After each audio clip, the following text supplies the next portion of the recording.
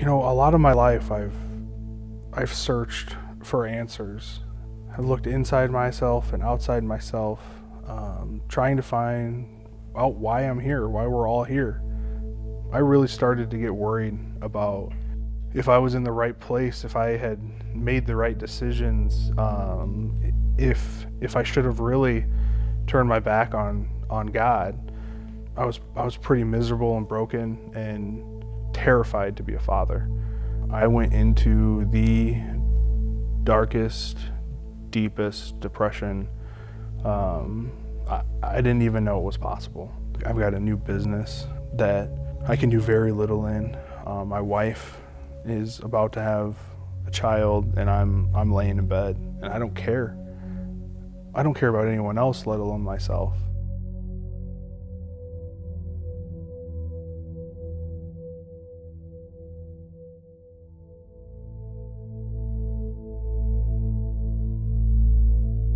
We would go to church on Sundays in my younger years, but Jesus was never a part of any of that as much as I can remember. You know, I was raised that to believe in God, but to be a good person and work hard, do the right thing, treat people the way that you want to be treated. And that was really kind of the focus and what was instilled in me and my sister and in our family growing up.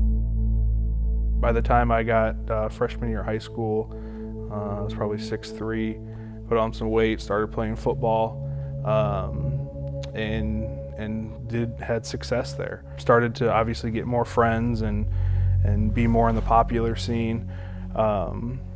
Didn't say I necessarily enjoyed that very much, but it was definitely a life change for me in high school when all of that started to happen. My dad had some disagreements with the Catholic Church at the time, and you know, we lived in a small town, and instead of finding another church, we just kind of stopped going on Sundays. Graduate high school, and I got an opportunity to play college football at Northern Illinois University. Learned a lot in business school and on the football field, but my life was not what I wanted it to be. People probably would have never guessed it looking at me, but I was pretty unhappy. Didn't really know why. Definitely, you know, looking back now, some blind spots in my life that I wasn't willing to or ready to look at or confront, which I think kind of developed this tendency for me to not express my feelings and to kind of hide behind this mask. Tried to search for God, maybe just a little bit in college. Went to church a couple times. Nothing ever took hold. So Laura and I moved to Des Moines after college and decided that we wanted to spend our lives together. Got married, and pretty shortly thereafter we're expecting our first, Joey, who's now 9. And that was a really big eye-opener for me. You know, I had developed this mask in college, and it hadn't gotten any better at that point. And you know, getting married is a big step, but bringing another life into this world, I don't think anything can prepare you for that and what it does to you mentally. When I started to think about Joe coming into this world, I really started to get worried about if I was in the right place, if I had made the right decisions, if I should have really turned my back on God. I had a revelation, and I didn't call it that at the time, but that it really doesn't matter what other people do or say or think or how they treat us even. What's most important is that we are good people. My understanding of it at that time is much different than as I look back today, because I have the context and framework of Christ. When I said it's about being a good person, it's all of those things that I know that are true in Christ today. I just didn't know them at the time. And so I tried to put it into a box that I already knew, and it came out as it's all about being good. Had a brand new business, a 1.5-year-old, and actually Mia was on the way around this time. But this idea of being a good person, not because of your works, but because of your love for others, consumed me. It made me think of some things like I'd never thought of them before. And I actually stayed up multiple days straight and kind of went off the deep end. My family had to take me to the emergency room and get me admitted and have me stay there for several days. They diagnosed me with all sorts of things, depression, and they said it was a manic episode. I mean, this is just rocking my marriage and my family to the core. And honestly, it's making me think, man, is this really true? Because I know no one else knew, but I knew what was happening inside of me. I knew the struggles that I was having. I had no answers. So coming out of that, they put me on more medication than I think I've ever seen. I went into the darkest, deepest depression. I didn't even know it was possible. Probably for the next 3 or 4 months,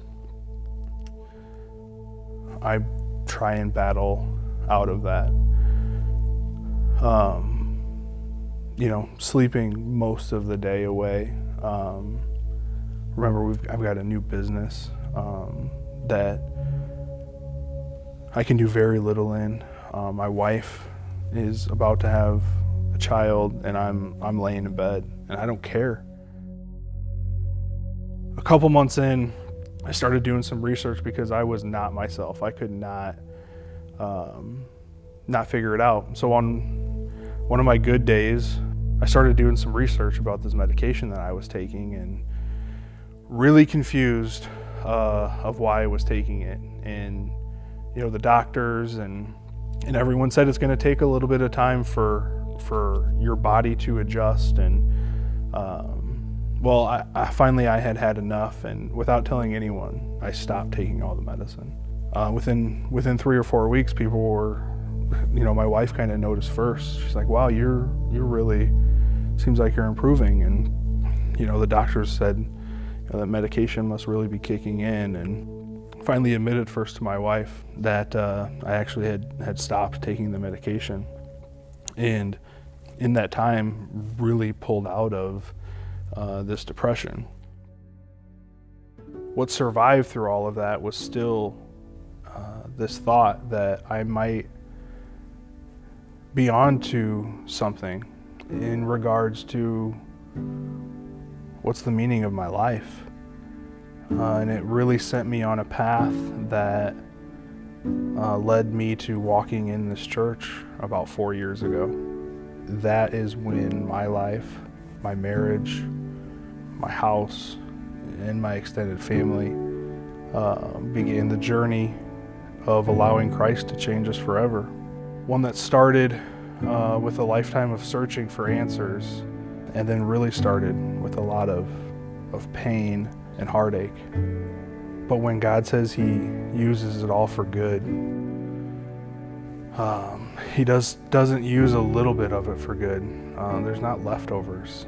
And to be able to look back on those times and see Him, see His grace, His mercy, His love, is something that still drives and pushes me today to learn more about Him, to become in better relationship with Him through prayer and relationship of others. It really is a motivator for me to never stop pressing in.